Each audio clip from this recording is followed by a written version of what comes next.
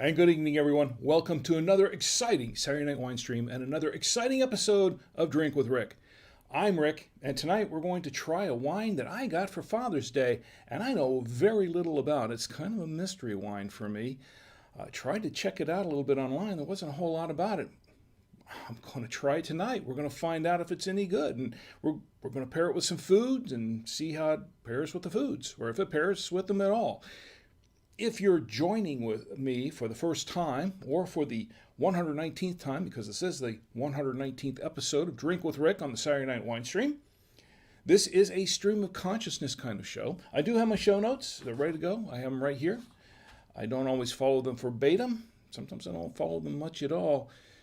Sometimes I go off on some wild tangents because this show isn't about me. This show is somewhat about the wine, but this is really a show about you and me.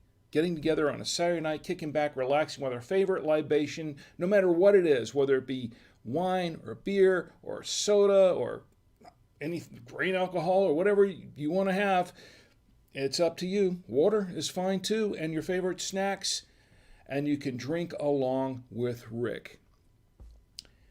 This is what we're going to be doing tonight. I'm going to be introducing this wine. Of course, we're going to pair it with some food. I have a few foods to pair it with. I'm also going to, we're also going to toast the birthdays and the anniversaries. Of course, not the anniversaries. It is kind of an anniversary. The national days, and of course, a special national day for this weekend, a national holiday. And I'm also going to read a comment from my good friend Ian, who recommended some wines to me a couple of weeks ago, and we tried them out then, but I forgot to read his comment on the show. So I'm going to go ahead and read that tonight, too, and follow up a little bit on that. I also have some information on how to win a free bottle of wine for July 2021.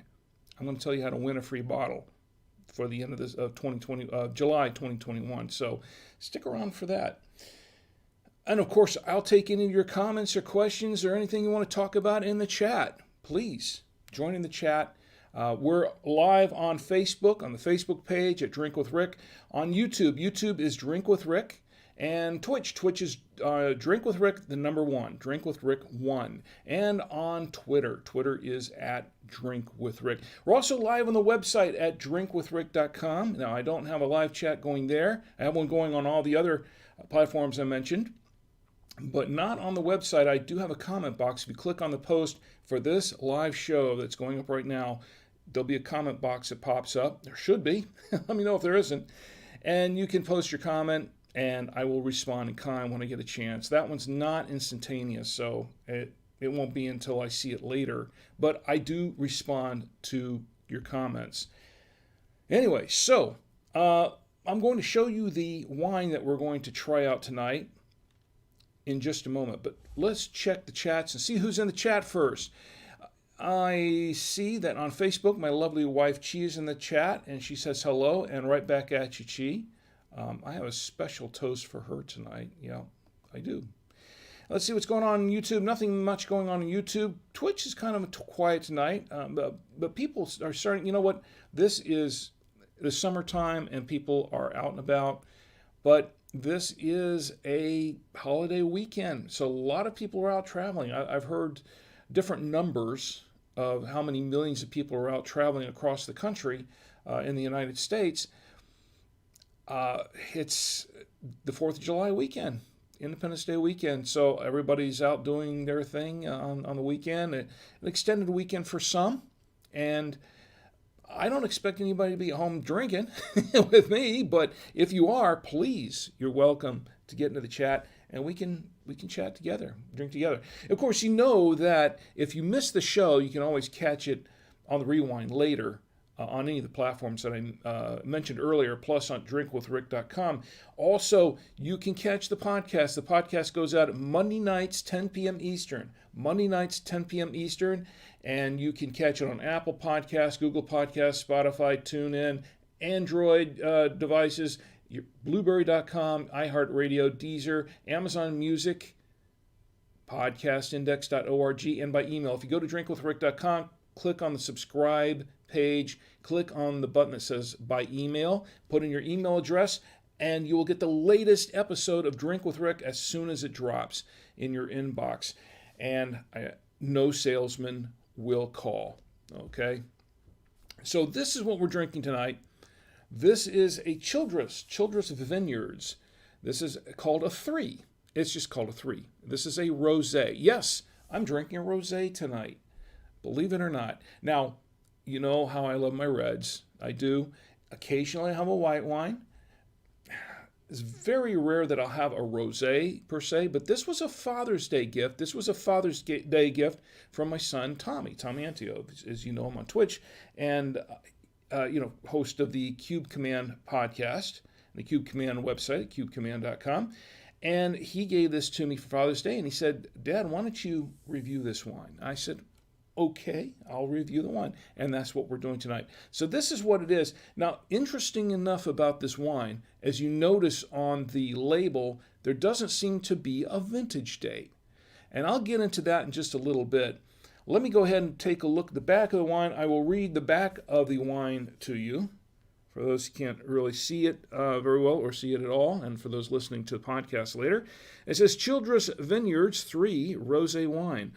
All of the wines in our 3 series are as memorable as their namesake, the legendary number 3 car owned by Richard Childress. Our newest addition is 3 Rosé, fresh and fruity with aromas of rose petals and ripe strawberries.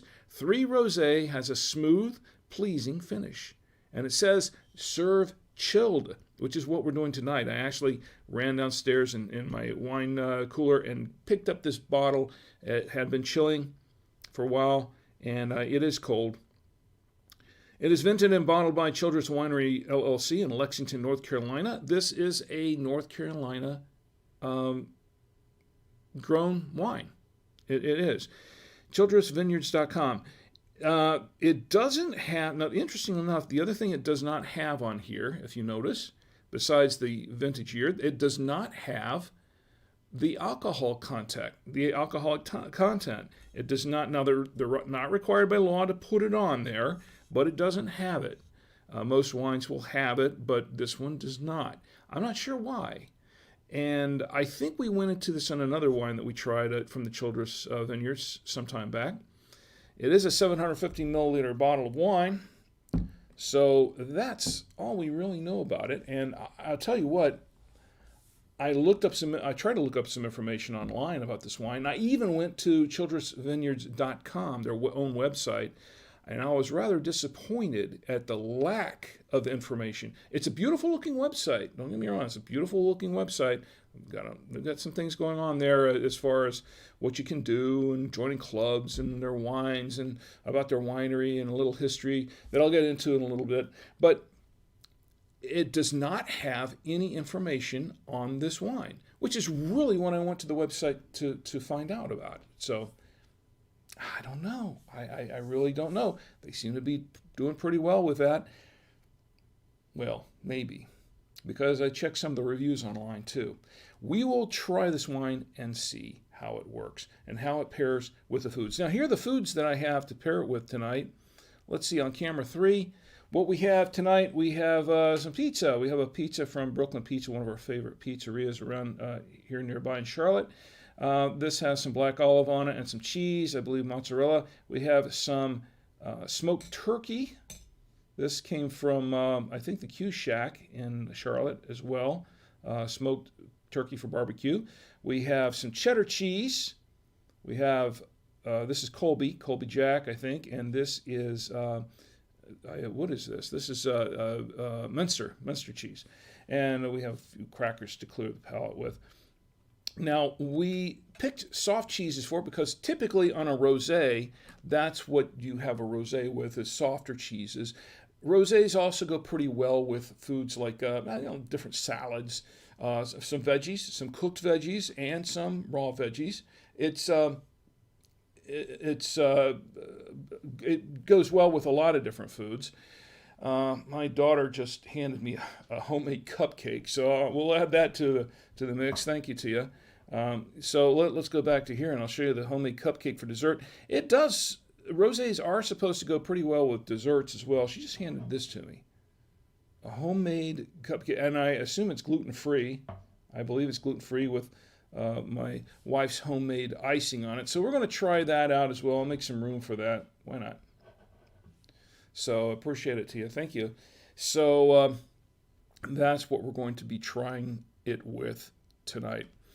Anyway, so any comments? Anyone want to know anything more about this wine? Because I really don't know that much about it myself. We're going to find out what we can about it, but to be honest, I don't have much on it. Let's go ahead and get to opening this wine. Why don't we just do that? Let's cut right to the chase and get to the wine, right? I think it's going to be kind of a shorter show tonight. We've had our neighbors out there shooting off fireworks earlier. It wasn't even dark yet, and they're out there shooting fireworks already. And I'm going to keep it a little short tonight to minimize the distractions from that. Last year it was, we won't talk about last year. Okay, so I've got the foil off. Let's go ahead and take the mechanical corkscrew. Let me get a close-up on this, a closer shot. And let's get right into this cork. Oh, nice. Came off really nicely. Well, that's good.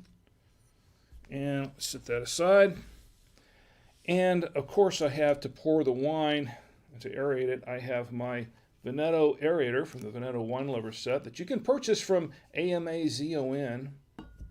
And to be honest, I don't know if the link is still on my website or not. I'll have to check. I'm not sure if I may have taken it off the website since then. Not because I don't like the aerator. I love the aerator. We've been using it consistently for the last 2.5 years, but I haven't made anything off it. I don't know if it's because nobody clicks on it or because Amazon doesn't feel that they should give me any money or not. I don't know. It's just up there for you. It's a convenience. It's all right. Okay, and to pour, I'm going to pour the wine to hold the nectar. I have my genuine Galway Irish crystal glass from Ireland, given to me by my employers at buy2wayradios.com. All right, so let's pour a little bit of this wine into the glass. Just a little bit for starters. Looks nice and clear. The clarity of the wine is very good. I like it. Well, wait a minute. Let's see a little bubble. Those might be air bubbles. Okay, and it looks fairly clear, doesn't it? Okay. All right. Set that aside. Let's let it open up just a little bit. It's nice and cold. I think I had this down to 64, 65 degrees, which is fairly optimal for chilling a rosé. I think that's all right. I think it was actually might have been 63 or 64 degrees is what I had it to. And while it's opening up, let's learn a little more, or let's learn what we can about this wine. So, like I said earlier, I was checking around online trying to find out some information about this Childress Vineyards 3 Rosé. Couldn't find much on it anywhere. I do know that they sell it at some of the Total Wine outlets. They sell it at some of the local supermarkets in this area. And I think, now, according to some of the websites that I went to, and I think one I went to was, I think it was winesearcher.com, and they mentioned that this is a difficult wine to find. Is how they put it. It's difficult to find. And I think one of the reasons is because it's not distributed very widely nationally or internationally. This is really more of a homegrown wine. North Carolina is it's sort of like cheer wine is to North Carolina. If you've never heard of cheer wine, it's a soda, and it's a little bit, it's a really nice soda, but that is sort of indigenous to North Carolina. If you live outside of North Carolina or South Carolina, outside the Carolinas, you may not have ever heard of cheer wine or have ever seen it. So it's kind of particular to this area. I think the same thing is pretty much true with the Childress wines, because when you go to the Childress Vineyard website, the thing about this is that they have a shop there, and they have a location there in Lexington, North Carolina. I believe that's where it is. I'm checking here. Yeah, it's Lexington, North Carolina. They have a vineyard there. They grow some 20 or 30 different grapes. I think he said 20 different grapes, and they use them in all of their wines. The thing is that they also have a place where you can eat. They serve a dinner, and they serve the wine with the dinner, and you can buy the wines there in the shop and all that sort of thing. So it's pretty localized. This wine, this Childress wine is somewhat localized, so it is going to be hard to find. We're in North Carolina. We have it here. I think I've seen it in some stores in South Carolina as well. I haven't seen too many other places in my travels, although I haven't been actively looking for it everywhere, but I know I've seen it locally in a lot of the shops here. I think I've seen it in the local Harris Teeter, local Publix. Total Wine, of course, in this area has it, but not too many other places. So I think you can order it. They have a club. They have a wine club at childressvineyards.com. There's a wine club there. And I'm not here to promote or pitch the wine club. They're not paying me to do that, for sure. They're not paying me to do any of this, okay? I'm just giving this out as somewhat useful information. Now, I tried to contact, they have a Facebook page, Childress Vineyards. I did attempt to contact them to find out what was in this wine, what grapes this wine consisted of. And I said, look, I can't find any information on your website about this. I haven't heard anything back from them. They have not responded up until the time we've done the show, at least not that I know of. I have not received a response as yet, so who knows? Maybe they're all out for the July 4th weekend. I have no idea. I really don't. But this is what I did find. And when I went to their website, I saw a really nice website and a lot of nice pictures of the wines and the foods to pair it with and recipes. They even have a place to recipes that you can put together desserts with this wine, using this wine in desserts and accompanying desserts and things like that. And some of the different foods that they pair it with, some of the recommendations. But if you go to the page for the Childress Vineyards 3 Rosé, or a lot of their other rosé wine or their other wines, and I'm on their website right now, they have the price. $14.99 is what they're charging for it right there at their vineyard. $14.99, so I guess that's the retail price. There's an add to cart button here, so I can purchase them. I can purchase the wines, but they're in big letters. It says, I can't really show you the website, but in big letters it says wine specs. So when I first landed on the site, and it was somewhat below the fold a little bit, but when I scrolled down a little bit, I saw wine specs, and I said, oh great, they've got specs in this wine. Maybe I was looking for a text sheet or something, couldn't find anything. Wine specs. Scroll down, and I'm scrolling down now. They have 3 beautiful pictures of the bottle, which I really don't need because I have a bottle, and in fact, I have my own picture of it right here that I took myself. 2 of them, in fact, if you include the one on the back. But, that's the... But wine specs, there's nothing listed underneath. The page is blank. It is devoid of any text under the title, under the heading wine specs for this wine. It is devoid of any. Now maybe it's in a white text and we can't read it. I don't know why they would do that, and I'm trying to check for it. Nope, I don't see any white text. So on a white background, so I don't see anything there.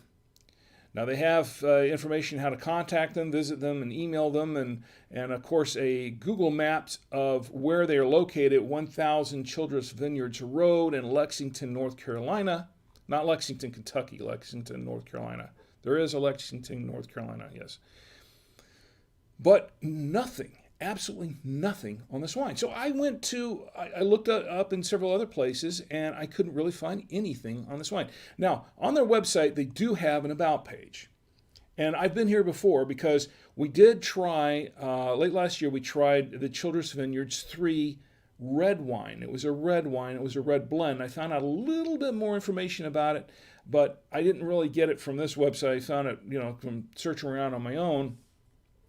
But I did find an overview of their vineyard and Richard Childress. Basically, what the overview says, and I'm not going to read the whole thing, but I'm kind of I'm just more or less paraphrasing a lot of this. But if you don't know who Richard Childress is, Richard Childress he's a NASCAR team owner, but Richard Childress was a big-time NASCAR driver. He was a NASCAR legend, one of the NASCAR legends, along with Dale Earnhardt and some of the other greats.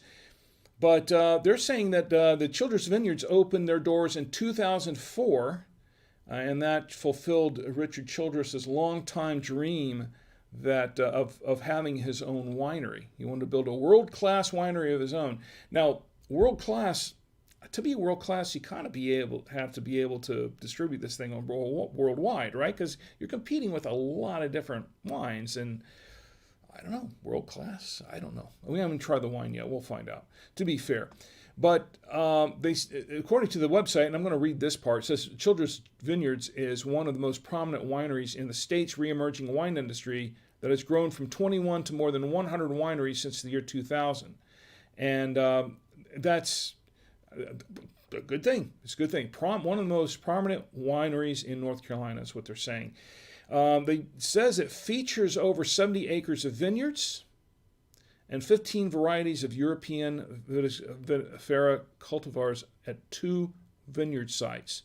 Richard's Hampton Road Estate in Davidson County and Vineyard Crossing at the winery site. So there are actually 2 different vineyards, and I think collectively it's over 70 acres between the 2 of them, from what I understand. Okay, so I'd heard it was like 20 or 30 varieties of grapes, but it's 15 varieties of grapes. And it says they produce, and I'm reading this from their website now, verbatim, the terroir with its combination of humid climate, long growing season, and gravelly red clay soil are the key natural features of Childress Vineyards, producing a broad range of over 30 wines to appeal to both the introductory palate and the seasonal taster. So, I don't know. It sounds great. It sounds great, but that doesn't tell me anything about this particular wine. It doesn't. It tells me about the vineyard, and that's fine. Gives me a few clues. Okay, so there could be 15 grapes, or combination of 15 grapes, or one of those 15 grapes, or 2 or 3 of them. I don't know. We're going to find out. It doesn't tell me anything about the actual grape or grapes that go into this wine. So I'm rather disappointed about that. And I'm really disappointed with, once again, it's a beautiful website, but it doesn't have any information that I'm looking for about the wine. It doesn't have any really key information about the wines to go on. So I have an issue with that. I don't know. I'm a little disappointed with that. Now, I went to look on Vivino. Vivino has Childress Vineyards Cellar Select 3 Rosé. None of the vintages, they don't have really much information on any of the vintages in particular, and because there is no date on this, I have no idea what vintage this is. But based on all the vintages together, it gets 2.9 stars out of 5. And I'm saying, I don't know, that doesn't sound too great. Now, it only has a few, really, I think it was based on 30 reviews, I think, or something that they said. But I don't know. Once again, Vivino doesn't have any information on this wine. There's really nothing on this wine. Except, some people say it tastes like strawberry. Well, that's a given because that's what it says on the label. That's all I got to go by. So, let's go ahead and get to the wine. Let's see. Give it a whiff. I'll give it another whiff because it is not very light fruit, but it's not a very, very strong aroma.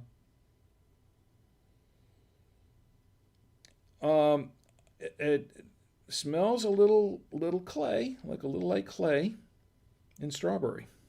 that's about all I'm really getting out of it too much. Let me give it a taste.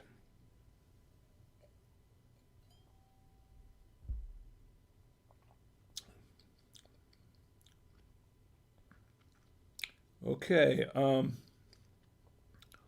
right, that was interesting. That was interesting. It tastes like strawberry. A little bit, not real strong. I'm getting a little strawberry in here. Um, it's it's a dry wine. This is a dry rosé. Okay, very dry. It's actually drier than I expected. I expected something a little bit sweeter. It is drier than that. There's something else going on here. It is a little fruity, but I'm getting a little clay taste in here actually.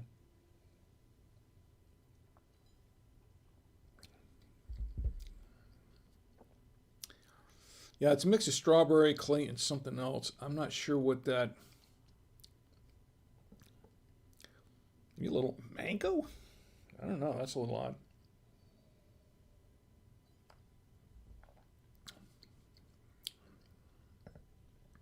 Thought it tasted a little mango at first.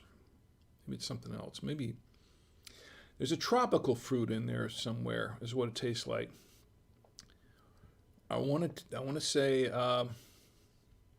yeah, it's kind of a mix of strawberry and one or two different tropical fruits on the finish that I can't at the moment pick out. I'll try to figure them out at some point.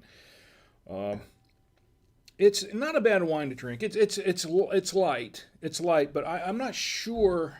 I'm not really sure about this wine. It doesn't taste like a lot of the rosés I've had. That's for sure. This is a very different rosé.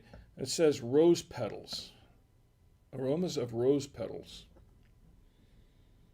I don't know. Maybe it needs to open up a little more. Okay, I'll tell you what. To be fair about it, let's let it open up some more. I'll pour a little bit more of this wine. Let it open up just a little bit more. And before we get into the tasting, let's get back to the chats. See who's joining us in the chats. And still kind of quiet. It looks like it's kind of quiet on Facebook, kind of quiet everywhere else. Twitch, let me see anything going on Twitch. I think everybody's bailed for that. Nobody figured I was going to do a wine stream tonight because it is a holiday weekend. Everybody figured everybody's out of town and yeah, who's here sitting here watching me, right? All right, let's get back to this wine. I tell you what, I'm not sure about this wine. Now, we did try the red. It was a red blend.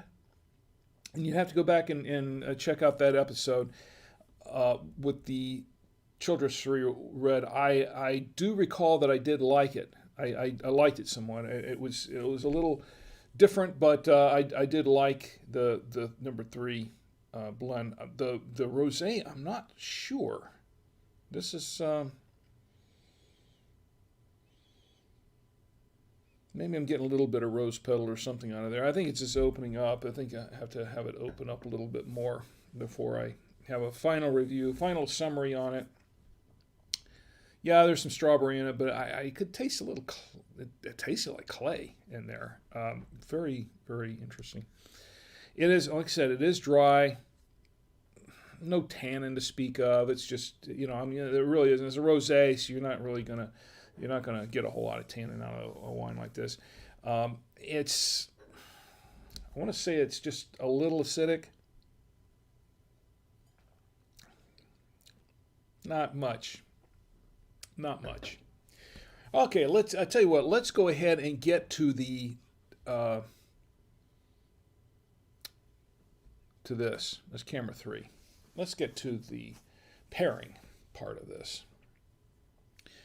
All right, so what we have to pair it with, the turkey, the smoked turkey, and we have, this is for barbecue, and we have the pizza, and we have 3 cheeses. Now, once again, rosés tend to go better with soft cheeses rather than hard cheeses, and that's why we have the selection that we have here tonight. Let's go ahead and try it first with the turkey and see how this goes. I'm honestly, I'm not too sure about any of these. And that's a very good roast turkey, by the way. Or smoked turkey, I'm sorry. Smoked turkey. Not 100% sure about this one.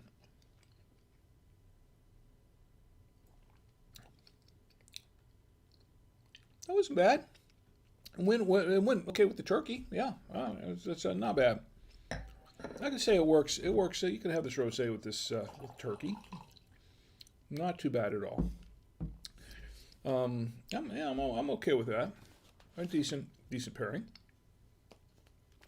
Let me clear the palate just a little bit, and let's go back to camera 3, and we'll try it with the pizza. I have to be careful with the pizza here tonight because I had some dental work done during the week, and well, hasn't worked out too well so far for me. So I'll explain that a little bit too. Pizza's still good though. I like the pizza. I'll tell you what. Let's pour a little bit more of this wine. Okay. I should go with cheese.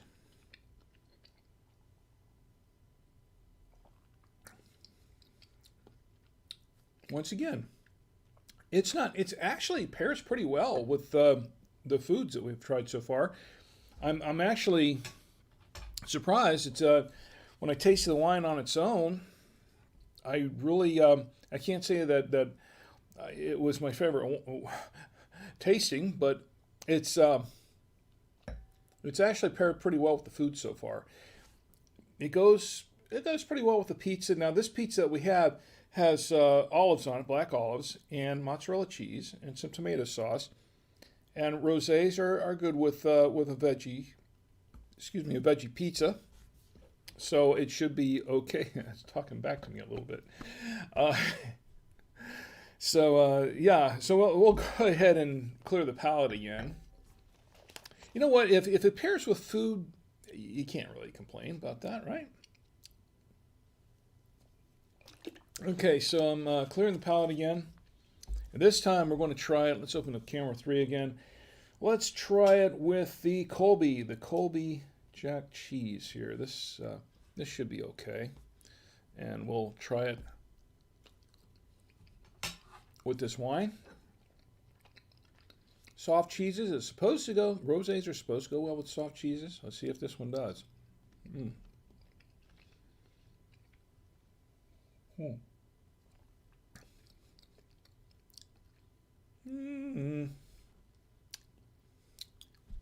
It's okay. It's okay. Not my favorite pairing with cheese, but it's okay. See, and this is why I like my reds, because it's kind of hard to screw up a pairing between a nice red wine and a cheese, despite not any cheese, but a lot of different cheeses. Okay, clear the palate one more time. Let's go back to camera 3. Let's see what we're tasting next. How about let's go ahead and try let's try it with the Munster cheese and see how this works. This should be good because it's a light cheese. It's just a light, soft cheese. It's gonna be okay with this rosé. It's a good Munster.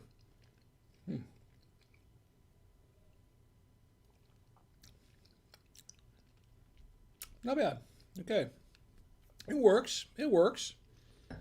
Not a bad pairing. As rosés and go. That's not too bad at all. I can go with that. I'll go ahead and clear the palate once again. I'm going to use a little cracker this time. And some water. And let's check the chats too. Okay. Let's check the chats one more time before we go to the last pairing. And my wife is still in the chat. That's good. Somebody is. Very quiet tonight. I'm surprised. All right, let's pour a little bit more of this wine. And let's go back to camera 3 and let's try it with a cheddar. Now, cheddar is a pretty basic. I mean, cheddar. As John Cleese said in the cheese sketch on Monty Python's Flying Circus, it's the single most popular cheese in the world, right? Can't mess up a pairing with cheddar, right? We shall see. We'll see. That's good cheddar.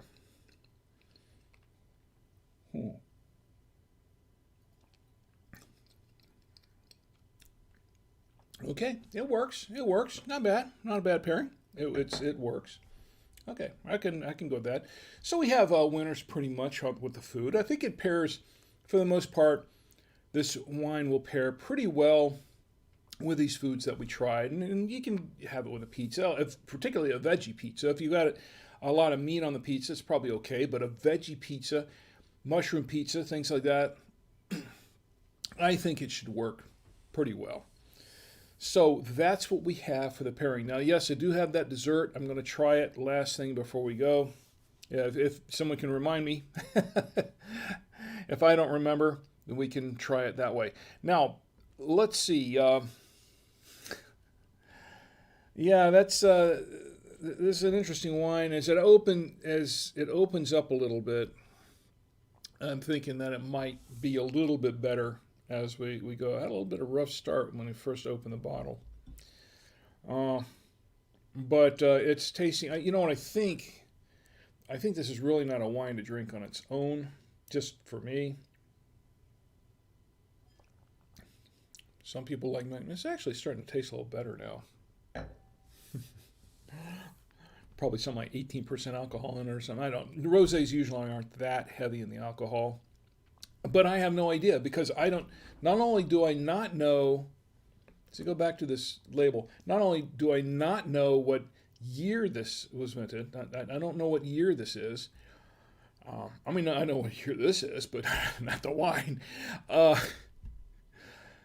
I don't know the alcoholic content. I don't know the ABV content on this wine. So I have no idea. And apparently there's no information on their website that will give me a hint. So I don't know. Okay, well, I'm going to go ahead and pour a little bit more of this wine because I'm going to prepare for the next stage here. Since if there's no objection to anyone who is in the chat or anyone who is not in the chat, no objections here. Let's go ahead and get to toasting the birthdays because I really enjoy toasting birthdays. I do, and you know that, right? You know. So let's get to that, and we get the fireworks cued. We have the fireworks cued for a couple of reasons tonight. Here are the fireworks, and let's get to toasting the birthdays. First birthday I want to toast is for a very, very special person. Very special person to my family and me, to all of us. And this is for my lovely wife, Chi. My lovely wife, Chi, her birthday was yesterday, Friday. That was July 2nd, 2021. That was her birthday. I'm not going to give away her age, but because I'm a gentleman and I don't want to give away the age of a lady. And I want to stay married to her for a while, for as long as possible, for life. So I won't give her age away. She can do that if she wants, but I'm not going to give away her age. But let me say that she is still young and she is still beautiful and she is my wife and I treasure her more and more each day. She is the one who prepares our platters here for the tasting, for the pairing, the food pairing. She prepares the food platters. She does a fine job every time. She's been very supportive of everything I've ever done, all my failures and my success, as well as my successes, and especially my failures. She puts up with me every day, and if you know, I mean, that's not an easy thing, right? But she has worked very hard. She's a very good mother to our children. She's worked very, very hard for all of us. and she's a very, very talented person. She's talented in the kitchen. She's actually an artist in her own right. She's also a talented artist. Although she hasn't really done much of that lately, I'm pretty sure that down the road she'll probably want to pick up a brush and do some more painting and some more of her artwork at some point. I would definitely encourage that. She is a very, very sweet person. She really is. Now, she can be tough. Don't get me wrong. She can be a tough person, but she can also be very, very sweet. And my wife is just truly amazing. I mean, she's my everything. Anyway, this is for Chi, for you, Chi. Happy birthday, and may you have many, many, many, many, many more. For my lovely wife, Chi Savoya. Oh, hey, I'm going to toast her again just because I can, because I have this whole bottle, and I'm probably not going to drink half of this bottle. And, well, anyway. Here's to you, my lovely wife, Chi. Happy birthday. To Chi. And my son, Tom Antio's in the chat. Tom Antio's good to see you. He says, happy birthday to Mom. That's right. Happy birthday to Mom. Glad to see you here, Tom. Let's see, what else do I have going on here? Nothing else going on Facebook at the moment. And Gordon, I think Gordon's watching. Let me see what's going on with it. Hopefully I won't knock anything off with Facebook here, because this is a little touchy sometimes. But let's see what Gordon says. Let's see. Gordon says, hi, Rick. Life's too short for subpar wines. And I wholeheartedly agree with you, Gordon. It's great to see you there in the chat. Yes, I agree with you. I wouldn't necessarily call this a subpar wine, but I would call it somewhat mysterious, a very, very different kind of wine. That's for sure. But Gordon, one of these days we got to get together and open up a bottle of wine and taste. Actually, Gordon, one of these days I probably have to have you Skype you in here, and we have to talk a little bit about wines and what you're doing and how you are. How you been, my friend? It's good to see you. And here's a toast to Gordon, by the way. Just because he's here and because I can. Just because you're here, Gordon. It's great to see you.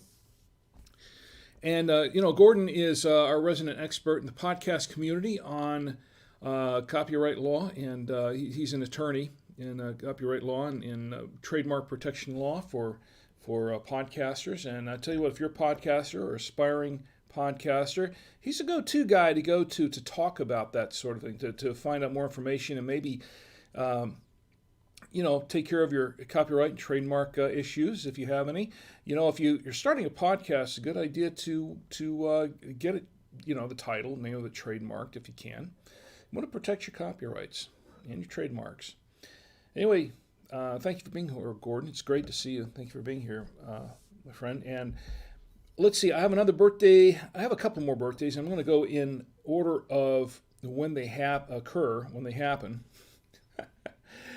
I don't know how. I have no idea how much alcohol is in this bottle. We're going to find out, aren't we? Okay, so the next birthday toast is for my Aunt Connie. My Aunt Connie, who actually passed away last year. She was born on the 4th of July. Yes, she really was born on the 4th of July. And she passed away at 103 years old. She would have been 104. She passed away late last year, and she would have been 104. But I want to give a posthumous birthday toast to my Aunt Connie Papavero. Happy birthday. I have one more birthday to toast, and this is for my good friend Stephanie. Stephanie, if you're there, say hi. If you're not, it's okay. I'm going to toast you anyway. And Stephanie and I are podcasters, longtime podcasters. And Stephanie does some great podcasts. She does a couple of them that I listen to regularly, very regularly. I didn't hear her last one today, but I haven't had a chance to. I was catching up on some podcasts by by my good friend. Oh, some of the other podcasts I have here. One by a couple by my good friends Ed and Shelley Panis. I was listening to some of their Selling Sarasota podcasts, and they interviewed another one of my friends and fellow podcasters, Sean Yesner, on one of them, and I thought that was a lot of fun to listen to. So that was a great time. Anyway, my good friend, Shelley, Shelley, how much alcohol is in this wine? I don't know. Okay. Yeah, I got to dial that back a little bit, don't I? I still have birthday to toast. Anyway, Stephanie does 2 podcasts that I listen to regularly. She does Growing Uncomfortable and Talk Tales and Trivia. Now, I've mentioned Stephanie many times in the podcast, and I've recommended her podcasts to you in the past, and for good reason, because they're good podcasts. And it's not just because she's my friend, and she's my friend, but her podcasts are really good, and they're definitely worth listening to. Talk Tales and Trivia is a very interesting podcast, but my favorite, and if you listen to any of her podcasts, listen to Growing Uncomfortable, especially if you're kind of at a crossroads, you feel like you're kind of stuck somewhere in a rut, or in sort of a vicious cycle in life of some sort. Growing Uncomfortable is a really cool podcast to listen to, and it's very inspirational. And she gives out a lot of great advice on that. Now, what Growing Uncomfortable means, and actually I was looking up, when I pulled up an article on Forbes, where was it? I was doing a search on some things on this because I was interested in what Stephanie was saying about how you got to get out of your comfort zone to really become successful in life.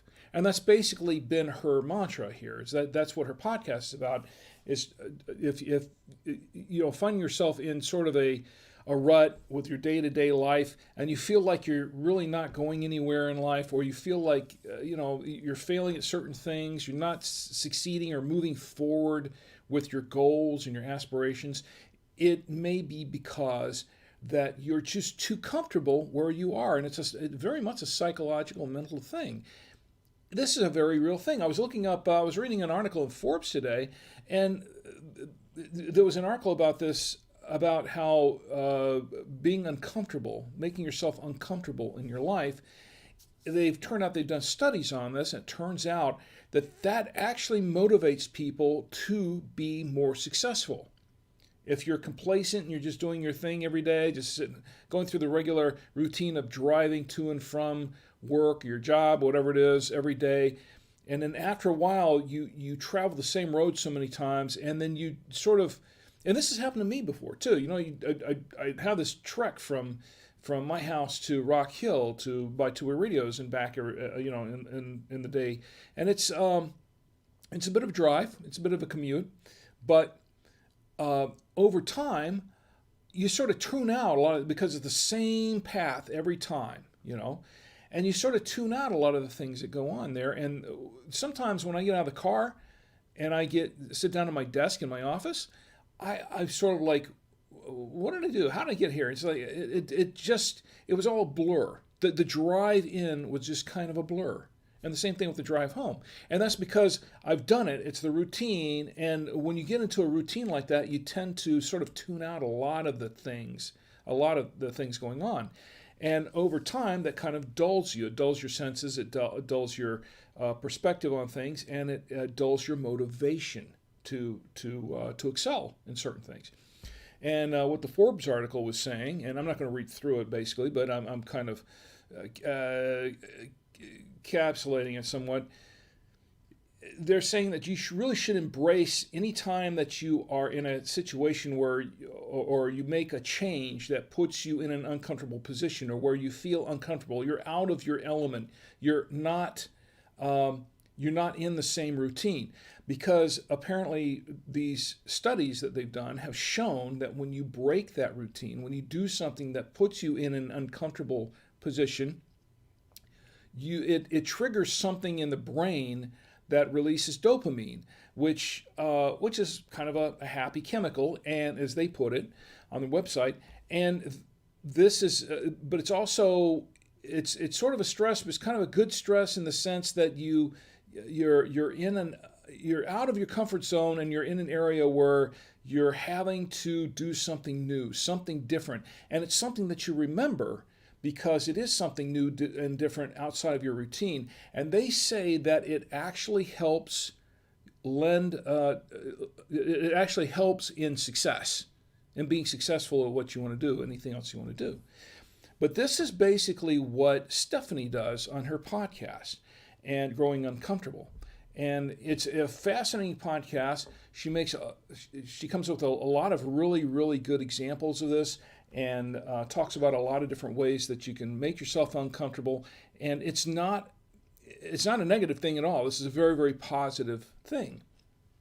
I would highly recommend that everybody listen to this podcast. This is Stephanie's podcast, Growing Uncomfortable, and you can actually listen to it at growinguncomfortable.com. You can listen to it at a lot of other different venues. No, she did not pay me to pitch it, okay? I'm just doing it because it's her birthday, I'm her friend, and I really believe in what she's doing there. So Stephanie, here's to you.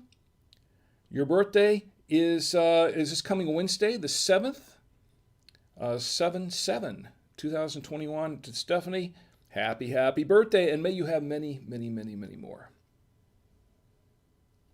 And I'm going to toast you again, because I think what you're doing some really good things there with your podcast, very inspirational things. Here's to my good friend Stephanie Lee, happy birthday. And may you have continued success with your podcasts and with podcasting in general. Yes. Okay, and I think that's got it for the birthdays. And once again, we're drinking this. We're drinking the Childress Vineyards 3 Rosé wine. No vintage date. No, you know what? I missed something here. I missed something. Look very, very closely at the, because I was looking at the ABV number on the back and I couldn't find it. Guess where it is? It's on the front. It's in very small type, if you can see it on the screen. It says alcohol 12.5% by volume. Well, that's a little disappointing. Wow. You mean I'm feeling this good on my own? Okay, but that's what we're drinking. Childress 3 wines. There's really no information on this wine on their website. There really isn't. It's growing. It's growing on me uncomfortably. The wine is growing on me uncomfortably, but it's tasting better than it did at the very beginning. I'll give you my final review at the end of the show. Okay, but until then, let's get back to some of the other things that we were going to look at here that we're going to do. I've got some other toasting to do. And, Ed's in the chat. Oh, you know what? The chat has not been scrolling, and Ed, my good friend Ed, is in the chat. Ed Anthony. Ed is here for a while, and it is great to see you, Ed. It really is. And you've been there for about 41 minutes, and I did not see you there because this thing stopped scrolling on Facebook. My apologies, folks. We've had a lot of people so we have a lot of people in the chat watching us, and it has not been scrolling on Facebook. Probably my fault. I tried scrolling it earlier and it didn't move, so I don't know what's going on. I've got to find a new way to do this. Anyway, so right. So Gordon's in the chat here too. He says, "Hi Rick, nice to see you." And it's always nice to see you, Gordon, as I mentioned earlier. And Gordon says, "Back at you. Love to share a bottle with you sometime, as would I. I would like to be able to do that at Podfest, but I don't know if we're going to be able to make it this year to Podfest." We've already kind of figured we're probably not going to make podcast movement this year. We've got our tickets to Podfest, by the way, but I don't know if we can do it. Ed says happy belated a bit, G, and Sherrod's in the chat, and I'm guessing it's Kathy and Sherrod, my cousin Kathy and Sherrod. Sherrod's in the chat, says, "Here's to your family to celebrate July 4th, Sherrod and Kathy." Well, thank you very much to both of you. It's great to see you here, and please stick around. Please stick around. We're going to have some more fun. Ed says, "Rick hasn't noticed that I'm here. I guess he is dentally disturbed tonight." You know what, Ed? You're not too far off, because I am just a little bit of discomfort here. That's why I was trying to be careful with this, and I'll explain that. Actually, let's get to the the national days, and then I'll explain what's going on, because I think you're going to find this story pretty interesting. Maybe a little disturbing, but very interesting. Red Jeepman's in the chat on Twitch. Red Jeepman says, "Hi, Rick. Hope you are well and the wine is good." Well, I am well, and I'm better now that you're here. And tell me what you're drinking or what you're not drinking, or tell me what you'd like to be drinking or see me drinking. If I can afford a bottle of it, I'll see if I can drink it too. If I can, but I'm glad to see you here, Red Jeepman. We were all together over on the Square Guys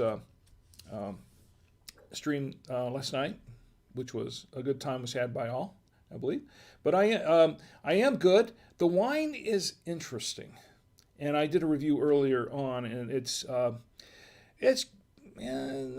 getting better. I think it's just opening up. It's getting better. But once again, I'll give you my final review on it as we close tonight. But I have a lot of other stuff to talk about. I've got the camera here, and I'm reading over here. That should be better. It's only 12.5% alcohol. Who knew? I did not know. I thought it was a lot higher than that. Okay, so let's go to the national days for just a minute, because we have some national days to cover. And this is the national days. I'm going to do the blue wave for the national days. And let me prep that up for something else, too, because I've got something else coming up. Okay. All right, the national days. Everybody ready? All together? Let's all drink together. Drink with Rick for the national days. July 3rd is National Fried Clam Day. I'm not into fried clams, but if you like them, there you go. Drink to that. It's National Eat Your Beans Day. Yes, I love beans. I love different kinds of beans. National Eat Your Beans Day. I lived off of beans. I was on a bean diet for a while, and I lost quite a bit of weight on the bean diet. Then I got sick because that was all I was eating was beans, and then I went off the bean diet, and but I still like beans. But I learned not to be on a bean-only diet for a while, because that you need a variety of foods, right? Beans are rich in protein and some vitamins, but I don't recommend a bean-only diet. But they are good for your heart. You know the saying. I'm not going to sing it. No, I'm not going to sing it now. You can. So I'll sing together. Beans are good for your heart. The more you eat, okay. Anyway, so here's to National Eat Your Beans Day. Okay. Oh, this is a fun one. It's also July 3rd today. National Chocolate Wafer Day. You know, I like chocolate wafers. Pretty good. I'm not supposed to be eating them. I should be eating beans before I'm eating chocolate wafers, but I'll drink to chocolate wafers. National Chocolate Wafer Day. It's also National Compliment Your Mirror Day. I have a difficult time doing that for me, because when I'm looking in the mirror, I'm not going there.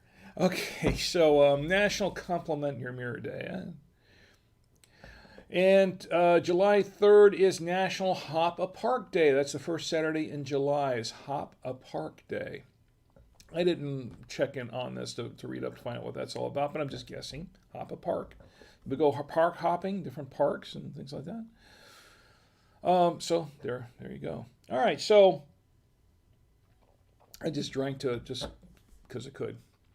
All right, July 4th is National Barbecued Spare Ribs Day.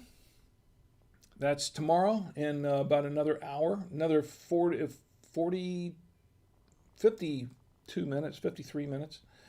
I can't count anymore. National Barbecued Spare Ribs Day, and for good reason, because a lot of people are out there barbecuing on July 4th. It's also National Caesar Salad Day. I like a Caesar salad. I do like Caesar salad. Really, really good. Yeah, I could drink to that. Yeah.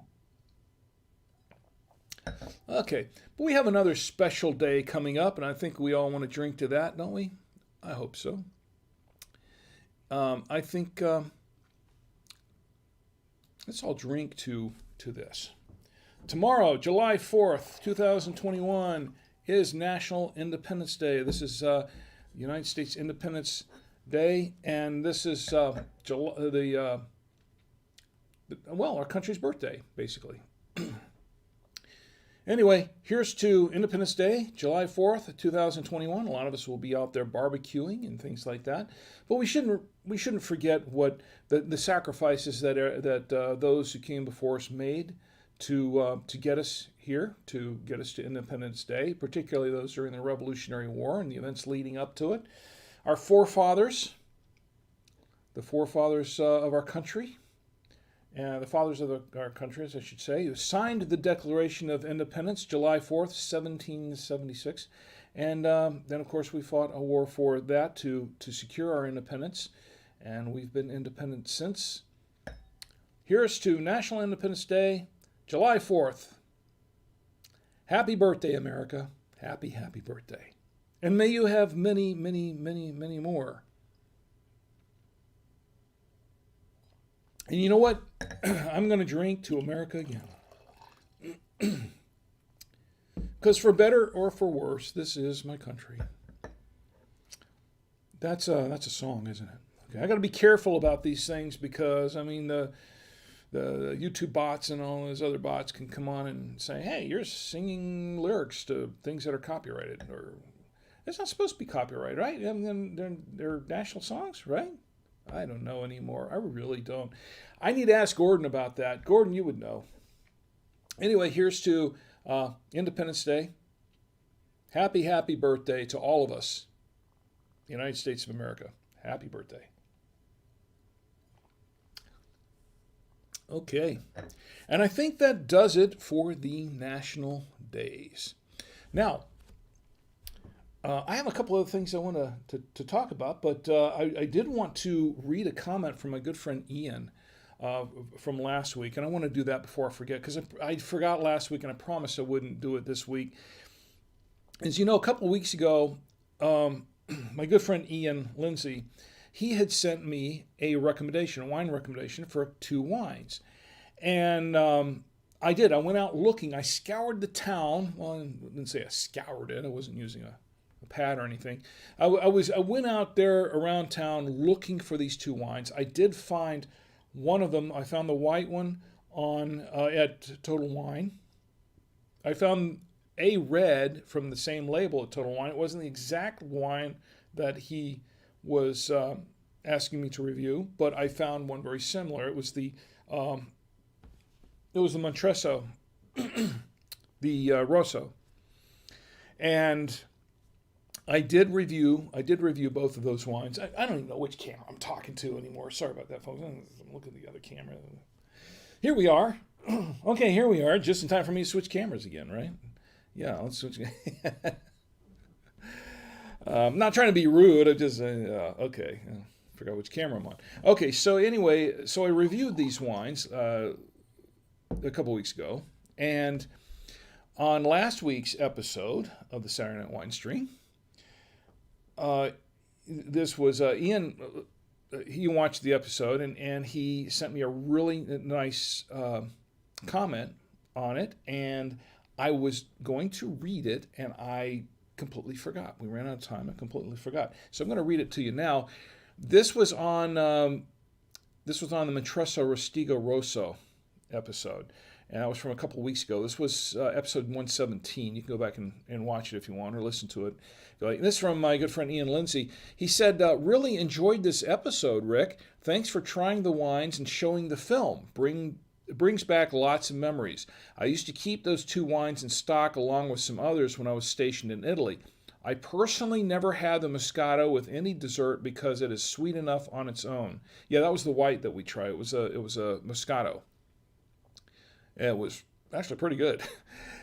Italians do have small dessert bites with liqueurs and wines like an Asti. I would have this Moscato or a limoncello or another favorite, Nocello, a walnut-flavored liqueur.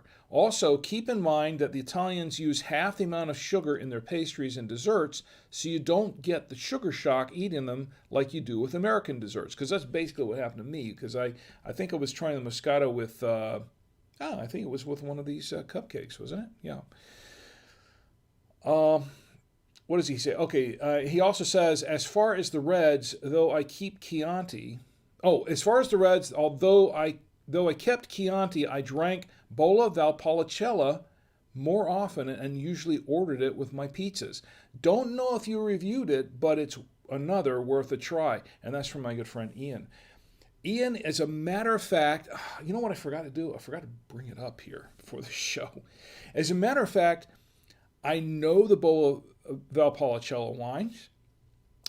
In fact, my cousins, Peter and Denise Weiermuller, I don't know if they're in the chat now, but they brought me 2 bottles of the Bolla Valpolicella as a gift. And I have them downstairs in my wine fridge. Now, these are very special wines because they are the Bolla Valpolicellas that they gave me, and they gave them to me about 3 years ago, 3, maybe 4 years ago now. The ones that they gave me are 2002 vintage. Yes, these are wines from 2002. So right now, I have 19-year-old wines in my fridge. These Bolla Valpolicellas, I have 2 bottles of them. I have not opened them up yet. I'm waiting for a special occasion. Now, you might be thinking, well, the Bolla wines, they really last. I mean, there are some wines that are designed, that are made to keep for a long period of time. We've talked about this on episodes in the past. But there are other wines that are meant to be consumed within 1 or 2 years after being bottled, right? You would think that the Bollas are of those wines, but this is what happened. Pete and Denise had been staying with us for a little while they were having a new house built and prepared for them up in Pennsylvania, and they stayed with us for a little while. And Pete would make these commutes back and forth to get everything ready for the house. And on one of the trips, he went to, they had a storage cellar where they were keeping a lot of their wines that they had stored. And he brought back as a gift for us, for letting them, for their time here, he brought back a case of wines that they had stored long term. And most of these, I think all of them were Bolla wines from different. Some of them were different wines. There were 2 Valpolicellas. I think there was there were a number of different wines, all reds. But they brought me a case here as a gift, and we opened one of them. And I wasn't sure because, the Bolla wines, I don't know if they were really meant to be kept long term. But we had a nice dinner. I opened up one of the bottles of wine during dinner. It was incredible. It was an incredibly smooth wine. It was quite good. We really enjoyed that wine. I was very impressed. It was not what I expected. I mean, I wasn't sure if I was going to open up a bottle of wine that was corked or a turn of vinegar or something. I don't know. I didn't know what to expect, but I opened up this bottle, and in a way, I kind of wish I hadn't yet because, wow, it was just an amazing wine. It was really good, and it was very smooth. I was very impressed with it. And I have kept those other bottles. Well, it's most of them. I think I've got about 9 of them left. And, I've kept them in my fridge and ready for special occasions. And the Valpolicella, that's 2 of them, 2 Valpolicellas, the Bolla of the 2002 vintage. Now, the one that we opened up, I don't remember exactly what it was. I want to say it was I don't remember which one it was, but it was a 2001. It was a 2001 vintage Bolla. It was really good. So hopefully these will continue to keep. I'm trying to take good care of them. I'm really trying to take good care of these wines, and hopefully I can open them up on a special occasion. Maybe one of these days we get a special occasion here on the wine stream. I can see if I can open one up and try it out. That would be really cool, wouldn't it? So that's what I have here. These are, let's see, we got the national days, and what else is going on here? Facebook, let's go back to Facebook here. I did notice, Ed, and thank you for being here, my good friend. I really, really appreciate your being here. Okay, so you're wondering, the bad dental. I liked your joke there, by the way. Although it really isn't a joke, it's actually kind of true. Dentally disturbed. Yes, I am dentally disturbed, and I'll explain why. Okay, so we need a little more wine for this. I'm on kind of a liquid diet tonight, have you noticed? Yeah, and this is the liquid I'm choosing. Full of vitamins and antioxidants. And alcohol. And it's wine. Okay, so I'm not going to get to all the details about this, but the thing is I had to make a trip to the dentist earlier this week. Now, I hadn't been to the dentist in well over a year. Now, here's what happened.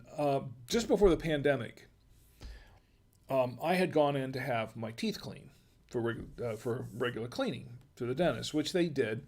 And then they discovered that I had a few cavities. I had 3 cavities. So they wanted to do them. And so I set up separate appointment to do them. And I paid for all 3 and went in and had paid the copay for all 3 because we're on our dental insurance. Well, the thing is, I was having such a tough time with the first one that they went ahead and did the first one. And then they said, well, we can do the other 2 on another session. I said, okay, that's fine with me because I'm just exhausted. I was just kind of stressed out from that experience.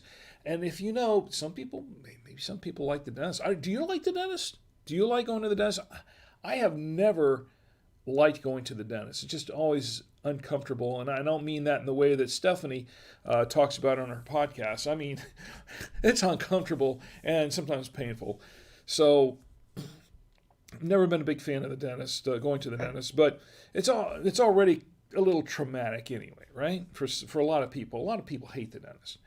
But nothing personal, it's just they hate going to the dentist, and not that they hate their dentist. Or maybe, I don't know. Let's get out of the weeds there. Okay, so I went there just for the pandemic, had the one tooth filled, and then I said, okay, we'll schedule another session to come back and do it. Well, it didn't happen because the pandemic hit, and of course, nobody's going to the dentist. Nobody's going anywhere for a little while. So 15 months later, almost 16 months later, after not being at the dentist, being at home, come on. For the most of us, our teeth are not great shape. Nobody's been at a dentist for a while. So my wife scheduled an appointment for me to go back to the dentist when we were able to go back after we had all our shots and we were able to, the mask mandate was rescinded somewhat, so we were able to go back to the dentist again. So my wife scheduled an appointment for me for a couple weeks ago for me to go to the dentist to have the other 2 teeth done. Now, that was the whole point. And she said specifically, we need to go in and finish the job that you started. So I went in thinking that I was going to have the other 2 teeth filled. Nope, didn't happen. They put me in the chair and did a full cleaning. Now, I understand the cleaning. That makes sense because, hey, it's been 15 months, and if they're going to work on my teeth some more, it's probably time for a cleaning, right? Okay, that made sense. But I thought they were going to do the cleaning and then they were going to do the fillings. Nope, didn't happen. What happened was I had the cleaning, and then the dentist came in, gave me a once over and said, yep, looks good. Okay, bye. I'm like, what was that? So I went up front and to check out, and they said, well, okay, that was your cleaning. And I'm thinking, what about the rest of it? What about the 2 fillings? Oh, no, you were just scheduled for cleaning. I said, that's not what my wife scheduled me for. She says, no, our answering service told us that apparently they scheduled you for the cleaning only. I'm saying, no, that's not what, there was a little miscommunication there. So they said, okay, well, we'll set you up in another appointment and have those other 2 done. But in the meantime, you've had a couple more cavities after being 15, 16 months at home, eating sweet things and drinking wine and things that we could do at home. Comfort foods, right? I was growing too comfortable, and my teeth felt the impact of that. So I said, okay, so we set up an appointment for this past Tuesday, wasn't it? Yeah, it was this past Monday or Tuesday. I don't remember anymore. It's all a blur. Anyway, so it was early in the morning. I went in there to have these other 2 fillings done. And they said, well, we're going to do 3 fillings and they're on this side. They're all on the right side. They're all the same spot right next to each other. So we're just going to do all 3 at once. Boom, boom, boom. We'll take care of the other ones later. So I said, okay, fine. This is TMI, isn't it? Yeah. Well, I'm getting to a point here. Trust me. So they did the 3 fillings. Boom, boom, boom. Did it in a little over an hour. And I was done. And they had me, they had the Novocaine. Everything was just numb on the side of my face. So I couldn't eat for a while. Didn't feel any pain, though. Just couldn't eat anything. So I went home, and after it wore off, about the time it wore off, they said, hey, this is a composite that we've got in here. You can eat, just going to take it a little easy, but you can go ahead and eat right after you're done. You may feel a little hot and cold sensation there as things settle in for a couple of days, but you should be able to eat right away. I said, fine, because I didn't eat breakfast before I went in there. I was too keyed up. So they sent me home, and the stuff wore off. And as it was wearing off, the pain started to set in, a little bit of pain. It was happening when I was biting down. First of all, the bite didn't seem right, but then I was biting down, and I could feel some crunchy stuff down there, and a little crunchy. And I thought, well, maybe that's a little extra. Maybe they didn't clean out the composite very well. I didn't know what was going on. Anyway, so after it wore off, I tried eating. They said I could eat. The pain, it's like, and it wasn't like a dull pain. It was sharp pain. It was like a stabbing sharp pain in one of my teeth. I couldn't figure out what that was about. But I have not since then been able to eat on the right side of mine. And that's why I'm kind of going easy tonight. So I'm eating on the left side. I have not, if I bite down, I get the pain. So I can't really eat very well. So it's not going very well for me right now. I tried to set up an appointment to go back in after the 4th because I knew it was the holidays coming up. So I thought, well, a couple of days after the holidays, I'll have to set another appointment to go in. Guess what? They're out for the rest of the week. They're out for a whole week. They're not coming back they're out for a whole week till the 13th, and I'm going to be doing this until the 13th before they can have a chance to look and see what went wrong. So yes, my dental, how'd you put it, Ed? I mean, yeah, I am a little dentally disturbed, I guess you could say. So, and I'm going to be for the next week or so. So that's where I am with this. So that's why I'm trying to go kind of easy tonight. Anyway, I didn't mean to go long on that. That was what the whole dental thing was about. So here's the weird part, though, is that I called the dentist's office on Friday afternoon, and they said, well, we closed down early for the weekend, and we're not going to be back till the 13th, but we have a doctor on call. And this is the answering service telling me. We have a doctor on call. And I said, well, great. What's the number? She said, well, here's the number. And she put me in touch with his answering, his voicemail. And I said, okay, well, this is great, but I need his number because I need to know when he calls me back, I need to be able to recognize that number, that it's him, because I've been getting so many robocalls and scam calls and things like that on my phone lately that when I see numbers I don't recognize, I don't pick them up. I think as most of us do these days. And she says, I fully understand that, not a problem. So she put me in touch with his voicemail. And so I read I left the voicemail, and I'm saying, hey, please, I need a number. And she gave me the number so I could have the number in my phone so I would know when he called me back that was him. I get a call a little bit later, not very shortly after, but it says restricted. There's no phone number, it just says restricted. Well, obviously, I didn't know if that was him or not because I get a lot of numbers that are labeled restricted that are from scammers and spammers and robocalls. So I didn't pick it up. The thing is, he didn't leave a message either, so I have no way of knowing I don't know. That's where I am. So in the meantime, I'm dealing with all this pain for the next week or so. That's a lot of fun. Anyway, so enough about me. I don't know. The only reason I'm talking about me is because I need you guys talking about you. Tell me how you're doing and what you're up to. This isn't my show. This is our show. Tell me how you're doing. Okay, there is another thing I want to tell you about is how to win a free bottle of wine. Yes, how to win a free bottle of wine for July 2021. I know you've been waiting for that. You did Frank Romian of howtopickawine.com. That's howtopickawine.com. And I actually have his website here somewhere. And I had it up here just a minute ago. Where is his website?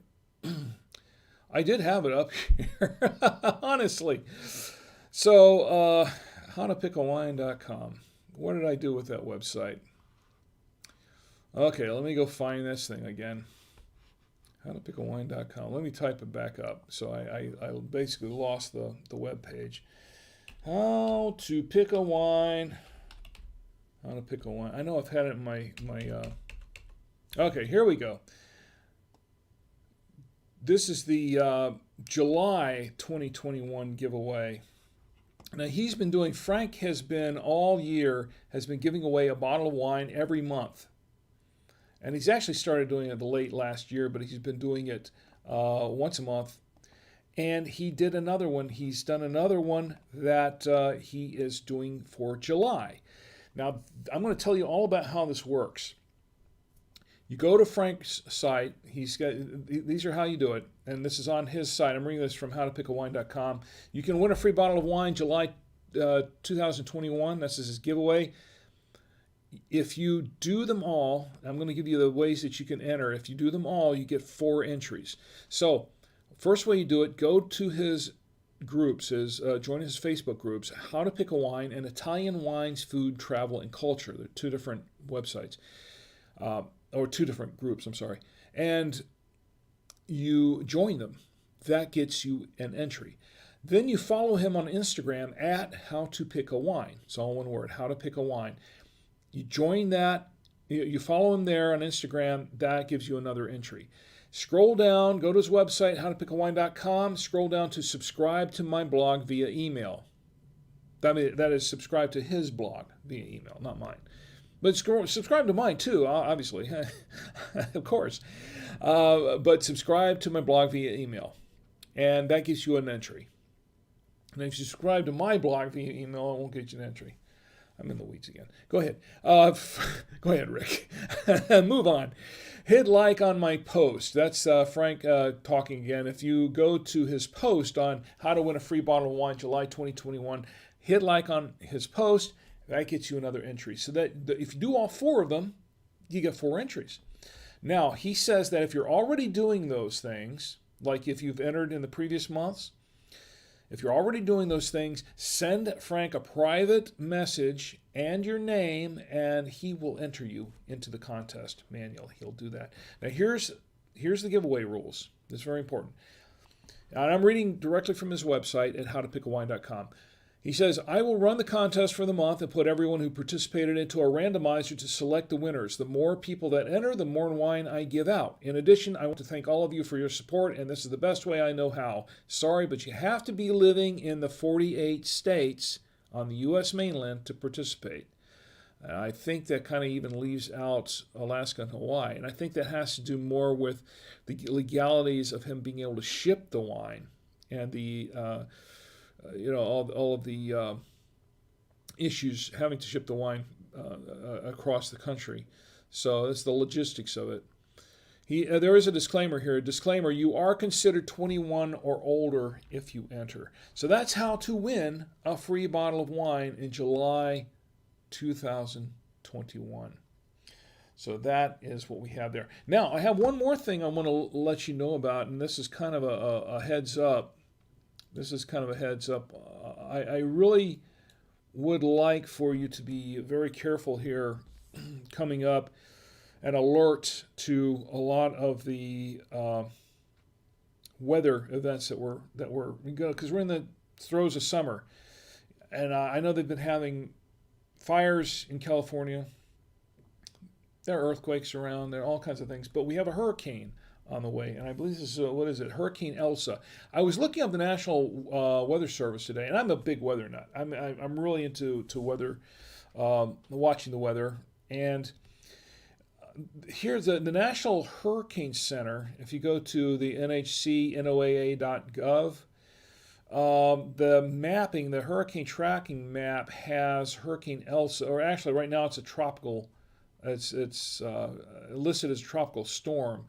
But who knows, as it goes back out over the Gulf, it may gain strength and become a hurricane again. But currently, it is Tropical Storm Elsa.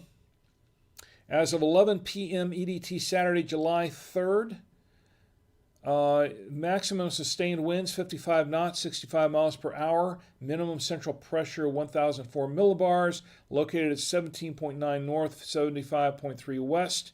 Movement is west-northwest at 15 knots or 17 miles per hour. If you're living on the coast, in the Gulf Coast, I think they've projected to have this thing go by the west side of Florida, and I have a lot of friends in Florida. Georgia, I have folks in Georgia. This could be, they're not really sure exactly where it's going to make landfall yet precisely, but it's going to be in the Gulf. And we've got Florida, Georgia, Louisiana. We've got Mississippi, and on its path. So, and it looks like, from the projections that I've seen so far, it looks like it might just go right up the east, the east side of the U.S. So that could be Tennessee and North Carolina, South Carolina. I don't know. Who knows where it's going to go at this point? It's kind of early to tell, but they're expecting to know more about it later on, after the weekend, early on into next week. Here's the thing, though. I want you to be very, very prepared for this. Hurricanes are nothing to dismiss. I've ridden a number of them. I've ridden through a number of them. Okay, we've been through that. That's one reason why we left Florida. We had 4 hit in 1 year. One cut across twice. So very, very, very hurricane sensitive, if you know what I mean. So please be prepared, whether it's for a hurricane or anything else. Go to ready.gov, and I have the website here, as a matter of fact, ready.gov. Build an emergency preparedness kit. Be ready. Get yourself a basic disaster supplies kit. If you go to ready.gov/kit, you'll /kit, you'll see a list of basic items to prepare for a disaster, particularly a natural or unnatural disaster, or a national disaster, yeah. The third item on the list is a battery-powered or hand-cranked radio and a NOAA weather radio with tone alert. Now, here's the interesting thing. It says battery-powered or hand-cranked radio and a NOAA weather radio with tone alert. So that could be two different radios. You can have a two-way radio, and you can have a NOAA weather radio. Now, I have one that I keep right here. As a matter of fact, I used it just before the show started to reconnect my microphone to my computer. So I use it a lot. We used it the other day. Used it yesterday, and for looking at things under the cabinets. But this is a really cool weather radio, and it does have a hand crank. So it has multiple power options. It does have a hand crank. Now they sell these at buy-two-way radios. If you go to buy2wayradios.com, get yourself an emergency weather radio. This model that I just showed you is an ER310. That's a Midland ER310. A number of different models of emergency weather radios there. If you go to buy2wayradios.com, use the promo code WINESHOW, WINESHOW, WINESHOW, one word. In the shopping cart, you can save up to 5% off your order. And that's your entire order on any kind of radios, any kind of radio accessories. Please do that. And, of course, for full disclosure, I am the product manager at buy2wayradios.com. They don't pay me anything for promoting this. They pay me for doing my regular job, my day job. But they don't pay me anything extra for promoting these radios, okay? I'm just doing this because it's a public service to you, because I care about you and I want you to stay safe get an emergency kit ready and be prepared for no matter. These are great for being in the car. You can take one of these and leave them in the car, or one of those other ones that we have on the site, and you have an emergency kit. You have an emergency radio ready. Emergency ready radio. I need more wine. No, I don't. Yes, I do. Need an emergency radio in the car. It's good to have. You never know when you're going to need one. You really don't. They come in handy. Anyway, a little more wine there. Okay, so that is my announcement and disclaimer for today. That's pretty much all I've got. Please speak up in the chat. I think it's probably time to end the show. I think we've covered pretty much everything we're going to cover tonight, right? Except I'm going to give you a final review on this wine. What we're drinking, once again, this is what we were drinking, the Childress Vineyards 3 Rosé. And I did find out it's alcohol, 12.5% alcohol by volume. This is supposed to taste like strawberries. I tasted some strawberry, a little strawberry, some clay, and they said rose petals. I don't know. I'm gonna. Yeah, actually, it's starting to. As this wine has opened up a bit. No, that's what we paired it with. As this wine's opened up a little bit, it is starting to smell a little flowery. It's starting to smell a little bit flowery. I wouldn't call it rose petals,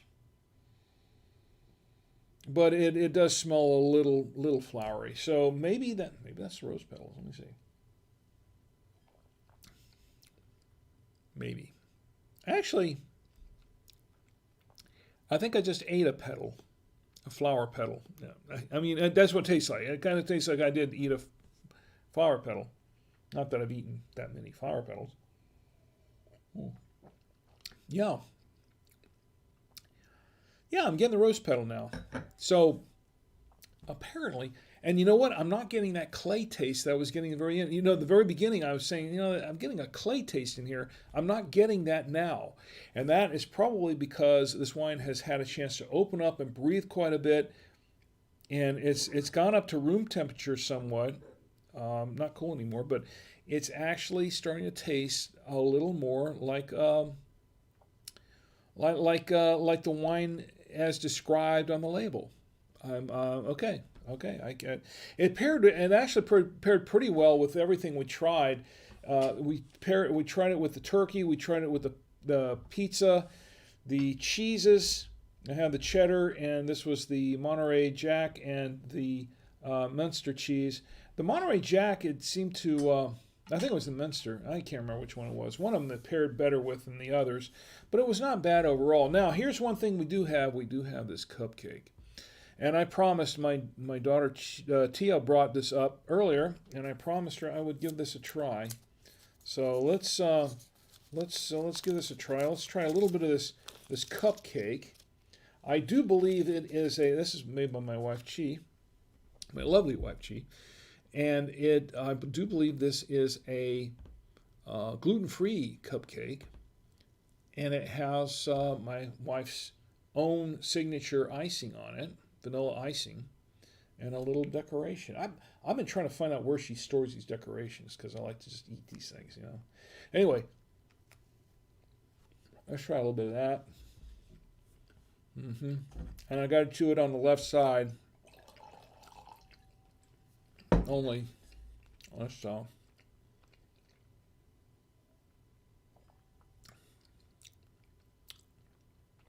It goes pretty well with the desserts. I like it. It's the rosé. I'm not surprised, but it goes pretty well with it as a dessert. Not bad.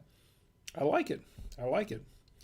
Not bad. Okay, so overall, I think this wine has actually paired pretty well. I don't know that I would. Okay, so here's the thing.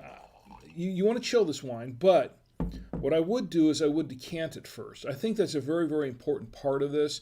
I would decant this wine before drinking it, if you can find it, because it's kind of hard to find. But if you can find it, decant the wine, give it give it about 20 to 30 minutes to open up a bit before you drink it.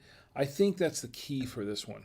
I think that's it. If you just open up the bottle and start drinking like I did, I have to say I didn't really care for that too much. It's tasting a lot better now. It really is. Now, I don't know, I still don't know that I would drink this by itself, although that's kind of what I've been doing throughout the show. Not me, but some people might. If you like a rosé, this might be okay to drink by itself. I would really recommend this with foods rather than drinking it by itself. This Childress wine, I think it is better when you open it up and pair it with some of the foods, particularly some of the ones that we tried. Anyway, that's my final review on the wine. I hope everybody had a great time. I had a great time. I always have a great time here with you. I do. And I appreciate your being here. I really do. I want to wish everybody a happy 4th of July, and I want you to be careful out there on the road. I want to thank everybody in the chat that joined me tonight.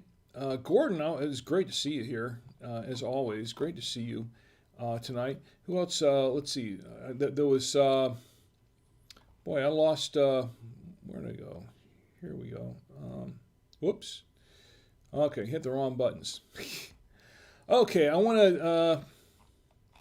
to thank my lovely wife, Chi, for preparing all this, and a happy birthday. Once again, happy birthday to Chi. And my good friend Ed Anthony, thank you for being here tonight, as always.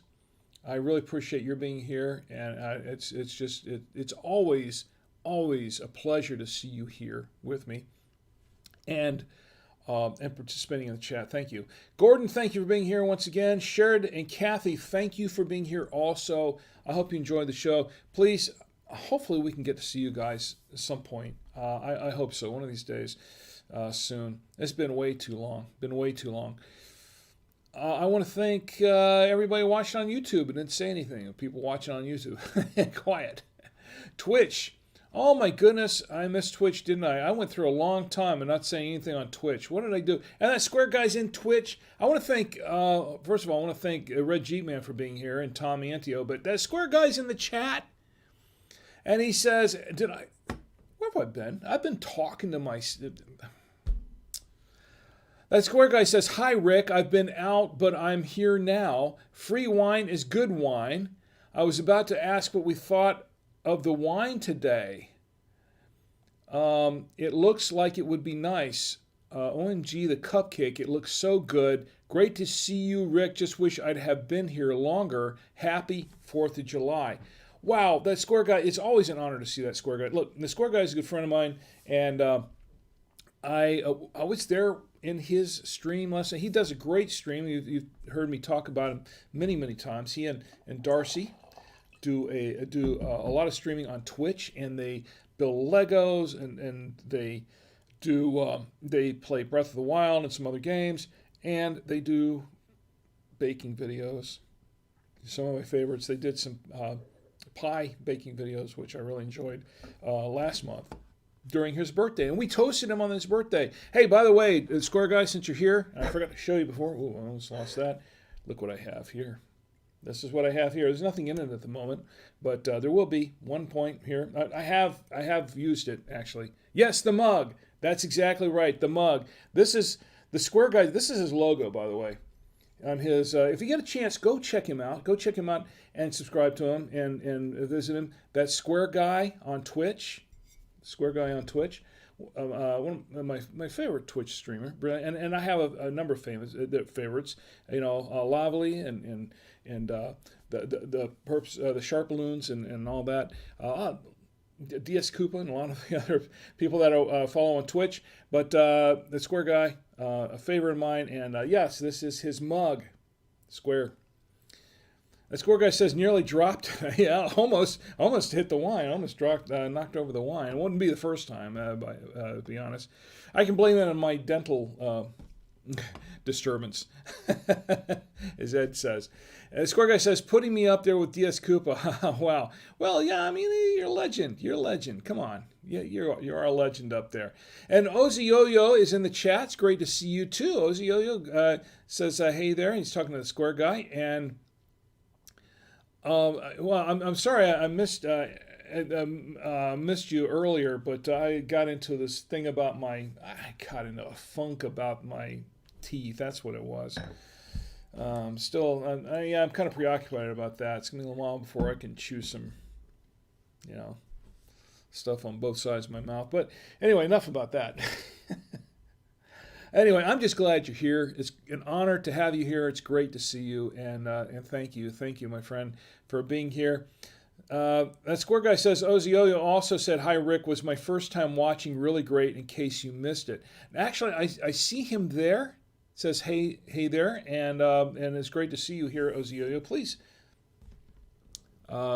Please feel free to come back and visit anytime. Comment, if you have any comments or whatever, comment me. You can reach me. You can reach me at any time.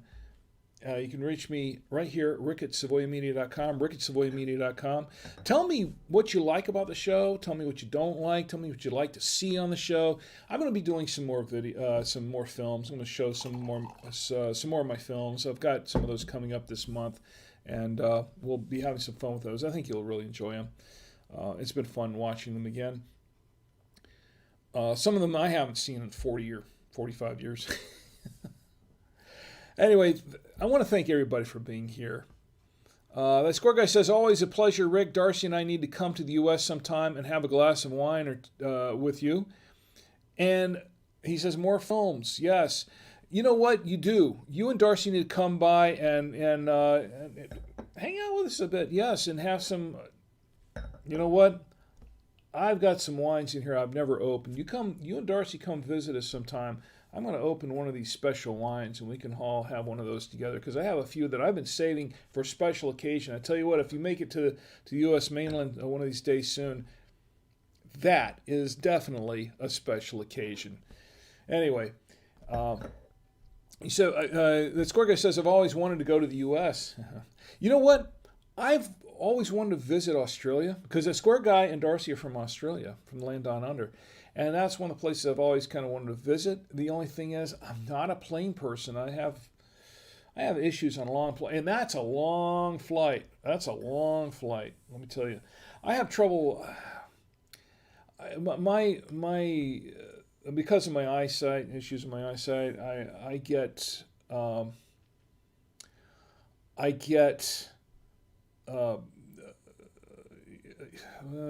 just dizzy and sick and everything, air sick easily, and that sort of thing. So when I fly, every time I fly on a plane, and it could be a short trip, every time I fly on a plane, I have to spend the next hour or so after I get off the plane just resting and just decompressing and having some aspirins and just lying down for a few hours. That's just how bad it is for me. It's kind of rough. But on a long trip, halfway around the world, Chi has been wanting me to go to the Philippines with her. Because she's from the Philippines. She's been wanting me to go to the Philippines with her, and that's a long trip. And my brother lives in Japan. I've wanted to go visit him, but I can't. I mean, I don't know if I just can't handle that at times that long in a plane, really, because all the pitching and the turning and the turbulence and all that kind of stuff. It just wears on me. So it's rough. But that's me. That's my equilibrium. My equilibrium is just so bad. So anyway, and Dwayne Johnson's in the chat. Not that Dwayne Johnson, okay? Dwayne R.H. Johnson. I can't say the whole name. It says, hey, Rick. Yeah, I know. But I know, Dwayne, yeah, how you doing? He says, hey, Rick, and hey, right back at you, Dwayne. It's great to see you here. Thanks for being here. Everybody showing up late. See, I told Chi that it was going to be a short show. And once again, she said, yeah, right. And look at it now as we're going on, we're getting on towards 2 hours. And I know I have to cut it out because it's I haven't finished half this bottle, but I'm having a great time. And Dwayne says, hey, Rick, and right back at you, Dwayne. Ozzy Yo-Yo says, I love the U.S. Been 4 times now. We'll visit again for sure. Where are you from, Ozzy Yo-Yo? Are you from from Australia as well? Or are you from New Zealand or somewhere else? We've had folks in here from all over the world. We've had folks. We've had people in here from, New Zealand, of course, and Great Britain, England. We've had people in here from Italy, from Argentina, from France. We've had a number of people in here from France before, Spain, and let's see, we had someone here last week from where was it? I can't remember now. We've had people from all over the country, the Philippines, of course. Just from all over, and people watching, and it's just great to have everybody. It's an international audience, but see, that's what this is all about, because that's what wine does. And that's why we don't talk about politics, we don't talk about religion on the show. We talk about stuff that's common, we can find common ground, we can talk about, and just stuff about life, right? And that's why we use wine to do that, because wine is a proven fact, and it has been proven many, many times on the show that wine brings people together. It does. Wine is a unifier. Wine is a unifier. No matter where you come from, no matter what your background is, wine is a unifier. It is. Wine brings people together. And here's to wine. I'll drink to that. It does, right? Let's see. Oh, it's such a good name, though. Yeah, and it is, Square Guy. We're also late. Okay, Ozzy Yo-Yo's Darcy's mom. Oh, is she really? Ozzy Yo-Yo, yep, Australia. So Ozzy Yo-Yo, you're from Australia, and you are Darcy's mom. Oh, wow. You know what? I'm going to take a moment. I know I'm going long. This could be I'm sorry, Chi. I'm really, really sorry. This could be a 2.5 hour show. It's just, the party's just getting started. Look, Ozzy Yo-Yo, Darcy's mom, wow, that's an honor. That's an honor to have you here. It really is. This is for Darcy's mom. This is for Darcy's mom. We say mom here, but we say a lot of things here, but moms are great. Moms are great. They are a treasure to any family. And well, let me tell you something. You've raised a fine person. Here's to Darcy's mom. You know what I need to do? Okay, here we go, the fireworks. How about that? Darcy's mom, a toast to you. Thank you. It is an honor and a pleasure to have you here tonight. It is indeed. And yes, the Square Guy says Twitch makes the world so much smaller. It does. He says, I'm Darcy's mom and also that Square Guy's mom-in-law to be. That's right. You know what? I want to say something about that. You've got to live stream your wedding, right? You got to live stream that wedding. I want to be there in some way. You got to live stream that wedding. We all got to toast you. I think that's you and Darcy. And Dwayne says, I've made a ton of friends from other countries just from Twitch, like that Square Guy, for example. It's great. That's true, and so have I. So have I. I mean, they're just. Yeah, it is. Twitch has been a great platform for that, and that's. I'll say that I've met a lot of my friends there from Twitch from all over the world. And also on Facebook, because I have friends on Facebook from all over the world as well. And, you know what? Someone else, another friend of mine's here. The two Eds, both the two Eds are here. Ed Anthony, if you're still here. Ed Panis is here. Ed says, hi, Rick, and cheers. Hi, right back at you, Ed, and cheers to you, too. You just showed up here, Ed. You know what? I need to start the show at 11 again now, right? Instead of 10. It's just too early. Because the party starts getting going just about the time I shut things down, and I don't like to do that because once everybody's here, that's where things are going. That's when things get going good. Ed, it's great to see you. And Ed, I want to say I was talking about you earlier, by the way. I was talking about Ed earlier, by the way, and Shelley. Nothing bad. It's all good. In fact, it's all very good. Ed, I was watching, not watching. What am I saying? I was watching.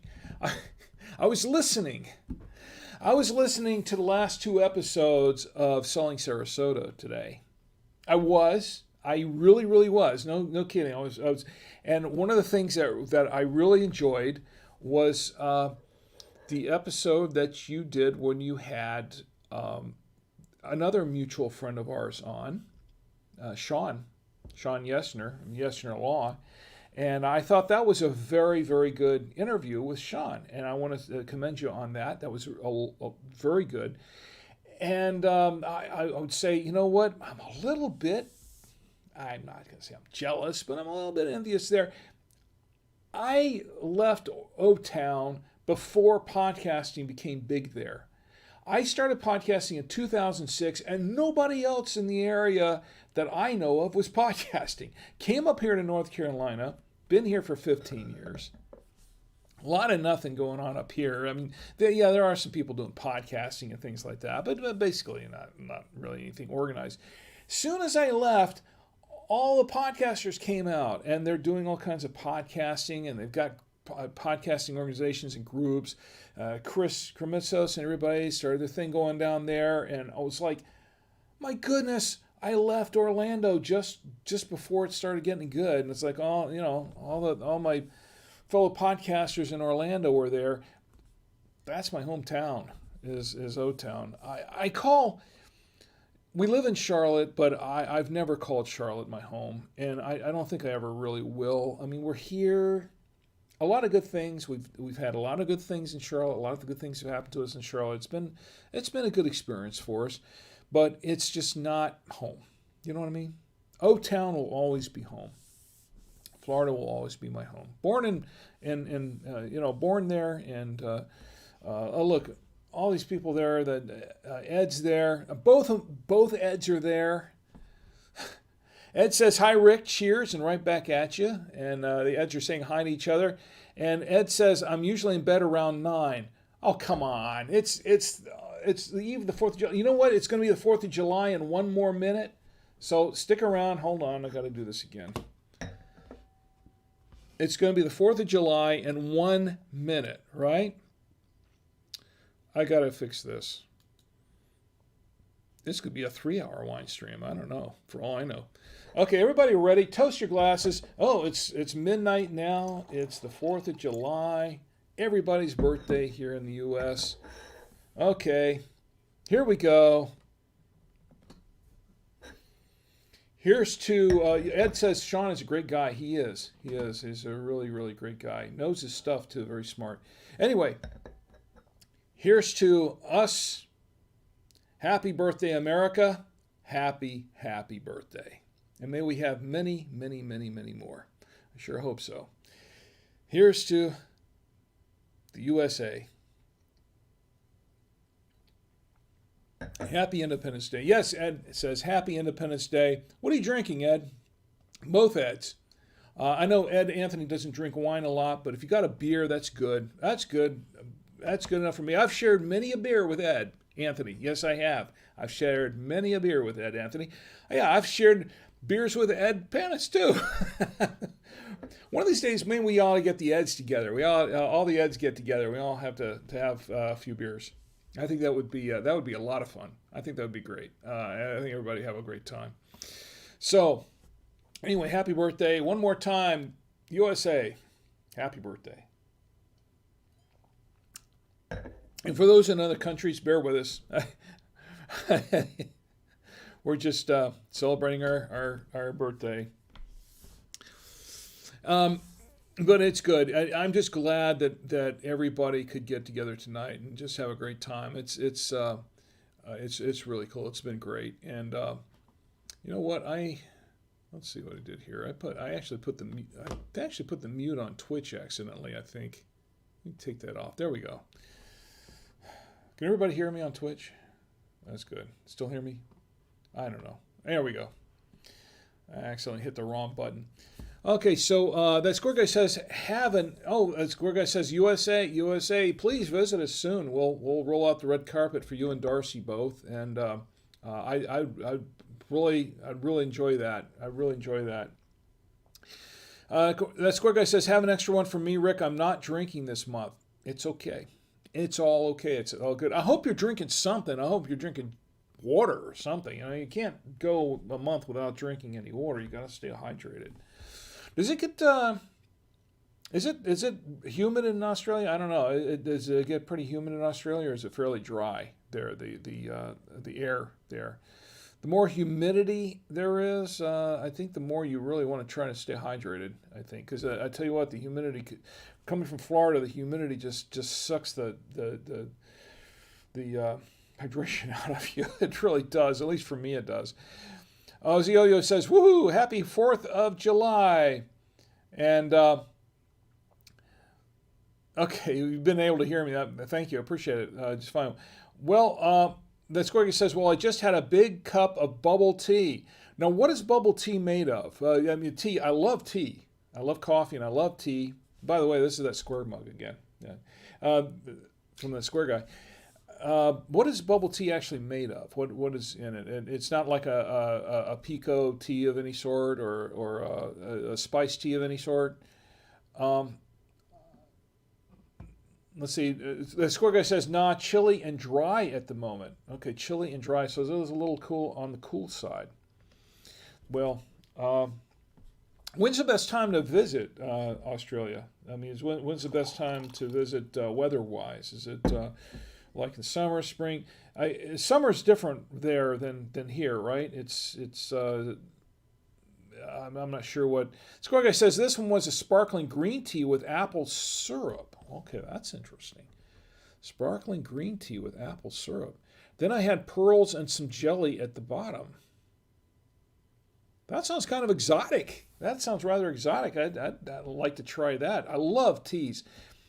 The last time I used to go around to some of the like when I would go up to the mountains or whatever, they have some of the shops there, and they have all these exotic teas that they grew locally. Some of them they grew locally, and I picked a lot of them out and tried them out at home. I went to, let's see, one year I went to, well, we've been there several times. We went to Dragon Con, which is in Atlanta. They do if you're not familiar with Dragon Con is a really, really huge sci-fi anime, fantasy convention that they hold every year in Atlanta. It's a really, really huge event. Takes up like half the inner city, and you're just walking back and forth between 4 or 5 different hotels. They have a whole hotel there that's just for the Star Trek crowd, and they have another one that's basically for the Star Wars crowd, and they have and everybody's doing cosplay, and it's a really big event. So it's a lot of fun. A little weird, but a lot of weird, but it's a really big event, and they do a parade every year down the middle in downtown Orlando, in downtown Atlanta. Sorry, Orlando has their own thing. That's the Fringe Festival, but in Atlanta they have Dragon Con, and they have this huge parade where everybody shows up in this parade. I mean, everybody from all your favorite Marvel and DC characters to anime characters to everything Star Wars, everything Star Trek, everything from a lot of different sci-fi and fantasy shows, things like that. They had I think last year we went. They had a huge. They had a few huge floats there that were really cool, that were all kind of Star Wars themed, and they had one of the sand crawlers there. That huge. They had a replica of the sand crawler that was standalone that was really cool, an actual vehicle, and it was really neat. That was just an awesome event. We took a lot of pictures and some video. But that's Dragon Con is a huge event. Anyway, where was I going with that? Oh yeah, so it's a stream of consciousness kind of show, and it's 12.5% alcohol by volume. So that combination will get you anywhere here. on this show. And so my kids did cosplay one year. That was kind of cool. But we did. Oh yeah, we would go to the dealers area, and they had a huge dealer area. It takes up 4 stories. I'm not kidding. In one of the hotels in Atlanta, the dealer booths, the whole dealer area, took up 4 stories, and you get up and down with the escalators, the elevators, and stuff. It's amazing. You have to, it's a 3-day event, but it takes you like 3 days to see half of it. It really does. Anyway, they had one booth there that was that they sold all these exotic teas in the tins and that sort of thing. And I love loose teas in the tins where you get the infuser and you use the tea infuser, not the bags, and make your own teas. And I bought some of those, went through them really quick, but they were some really good teas, and I haven't been able to go back and get a refill on those, but really enjoyed those. Tom Antio said they had a Jaws sandcrawler. Yes, they did. It was a Jaws. I did mention that, didn't I? Didn't I say they had the sandcrawler? Yeah. The Jaws, and they had Jaws out there and everything. It was pretty cool. The Square Guy says, stream of intoxicated consciousness. Yeah, I'm getting there. I'm getting there. I'll drink to that. So, and let's see what else is going on Facebook. I want to see how the Eds are doing over here. Ed says, happy anniversary, happy Independence Day. All right, maybe I have had too much. Ed says, Sean is a great guest. Yes, he is. Absolutely. I want to have Sean on this show. You know, I think it would be kind of cool to have Ed and Sean. We could Skype them in here, and we could all be drinking with Rick. That could be kind of fun. I'd enjoy do that. You up for that, Ed? You and Shelly come on in, and Sean too, and we can all Skype together and just drink our favorite whatever we want to drink. That could be a lot of fun. And just talk about stuff. Anyway, so you know what? I'm going really long on this, and I did promise my wife that I would not, although I did. So I already broke that promise, and I apologize to my lovely wife, Chi. She has been long-suffering and long understanding. I know I'm going to get some long looks from her after the show because we have to be up early in the morning for some July 4th festivities, and I really do need to be going. But just a reminder, it's Tropical Storm Elsa. It looks like it might. We're not sure if it's going to become a hurricane again as it gets over the Gulf. Just be ready for that, okay? Just want everybody to be aware of it. Once again, we've been drinking this, and it's, you know what? It's a decent wine. I like it. And this was a Father's Day gift from my son, Tom Antio. He gave this to me for Father's Day, and he said, Dad, please review this wine. And so that's what I'm doing tonight. And you know what? It's an okay wine. It's a decent wine. Rosé is not my favorite wine, but it's a decent wine. I can do that. It's just good. It's good. I like it, and I thank you very, very much for the Father's Day gift, Tom. I really appreciate that. So we got to close it up now. We really do. But I've had such a great time here. I hope you've had half the fun that I've had just being here with you, and I mean that sincerely. I really enjoy doing this, and I enjoy doing this. Trust me, I enjoy doing this because I don't make any money at it, okay? This is not anything I monetize. I'm just doing this for fun, and it's not a cheap show to produce.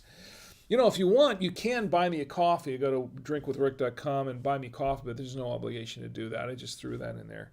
No, because somebody asked me about it last week. Somebody asked me, and where can I contribute? And you buy me a coffee.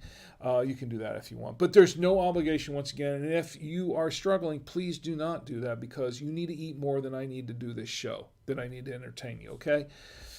I'm just doing this for fun. This is just for fun. So anyway. Thank you for being here with me tonight. And once again, I want to thank everybody for joining me here tonight. I'm going to go through the list again as best as I can. I want to thank both the Eds for being here, Ed Anthony, Ed Panis, my lovely wife, Chi. Gordon, thank you for being here. Thank you very, very much. Sharon and Kathy, thank you for being here also. Anyone else who was watching who didn't jump into the chat, thank you for being here as well. I know we've had some people on the Podcasters Home Group watching, I think. And folks on YouTube, thank you for being here as well. Twitch, oh, so many people to thank for being here on Twitch. All my good friends here. Of course, Tom Antio and that Square Guy, thank you for being here. And Red Jeep Man, that's great. I'm glad to see you here. And who else was here? Ozioyo, Darcy's mom. Thank you. It's an honor to have you here, actually. It really is. And I do appreciate it. Who else is here? Dwayne, thank you for being here. Thank you very much. And I'm always glad to see you. And who else? Reggie. Oh, yeah, I did thank Reggie Man already, but thank you again. And I miss anybody? If I miss somebody, I apologize. I try to catch everybody in here, but if I missed anyone, please forgive me. I don't mean to do that because I do appreciate each and every one of you. I really do. And this show is not a show without you. This is your show. It's not my show. It's yours and mine. This is our show, and it's great that you're here. Please, on the 4th of July and afterwards, I know it's going to be a long weekend for a lot of people, an extended weekend in the United States anyway. And even if you're not in the U.S., please do not drink and drive. You know how I feel about that. Do not drink and drive. Drink from the comfort of your home, your apartment, your hotel room, your dwelling, wherever you are, your flat. Do not drink and drive. Call an Uber, call a Lyft, call a cab, call a friend, or just stay put, please, because your health and your life is more important. And think about the lives around you that you might be putting at risk by drinking and driving. Please keep that in mind. Don't text and drive either for the same reasons. Okay, might not be intoxicated, but distracted driving is just as bad. Because I want you to have a great week. I want you to have a great and just a marvelous, amazing July 4th weekend and beyond. I want you to have a great week, but I want you to have a safe week. Most importantly, I want you to have a safe week. So you can all join me here again next week on the Saturday Night Wine Stream. And we can all get together and drink with Rick. Good night.